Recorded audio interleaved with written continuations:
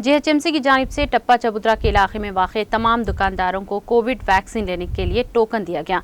इस मौके पर कारवान के MIM corporator स्वामी यादव और GHMC के दीगर ओहदेदारों के अलावा एमआईएम के सदर और मोतमदीन भी मौजूद थे।